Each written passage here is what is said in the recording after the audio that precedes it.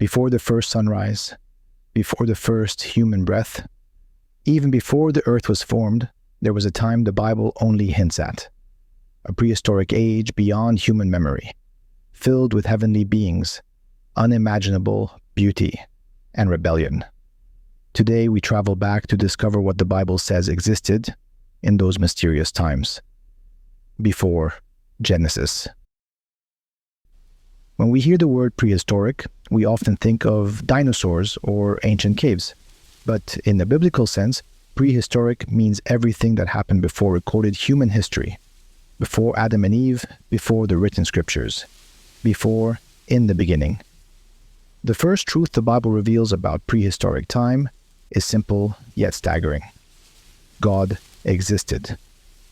Psalm 90 verse 2 declares, "Before the mountains were born, or you brought forth the whole world, from everlasting to everlasting, you are God." In other words, before time began, God was already there, eternal, uncreated, without beginning or end. Long before humans walked the earth, God created the heavens, not just the sky we see, but a vast spiritual realm. It was here that angels, cherubim, and seraphim came into being. Job 38, 4-7 tells us that when God laid the earth's foundations, the morning stars sang together, and all the angels shouted for joy. The angelic host already existed to witness the creation of the physical world. Among these beings was one of extraordinary beauty and power, the anointed cherub known as Lucifer. Ezekiel 28 describes him as full of wisdom and perfect in beauty, adorned with precious stones, walking among the fiery stones of God's presence. Some scholars believe he may have been responsible for leading worship in heaven itself. But in this prehistoric age, something catastrophic happened. Isaiah 14 records Lucifer's ambition. "I will ascend to the heavens. I will raise my throne above the stars of God. I will make myself like the Most High." Pride gave birth to rebellion. Lucifer led a third of the angels in a revolt against their creator, the first war in history. And it happened before humanity existed. Revelation 12 describes the result. The great dragon was hurled down, that ancient serpent called the devil, or Satan, who leads the whole world astray. He was hurled to the earth, and his angels with him. This prehistoric fall introduced evil into God's creation long before Adam and Eve entered the garden.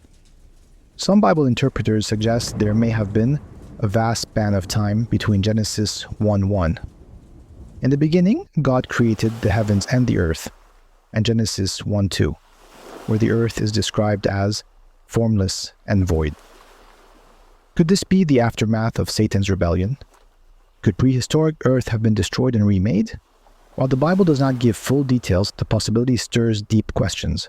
One of the most profound prehistoric truths is this: before creation, God already planned salvation. 1 Peter 1:20 says Christ was chosen before the creation of the world. Even before time began, God knew the cross would be necessary. Redemption wasn't an afterthought. It was part of his eternal design. So what existed in prehistoric times, according to the Bible? An eternal God without beginning. A heavenly realm filled with angels. Lucifer in glory, then in rebellion. A cosmic war that reshaped creation. A redemption plan set before the first human was formed.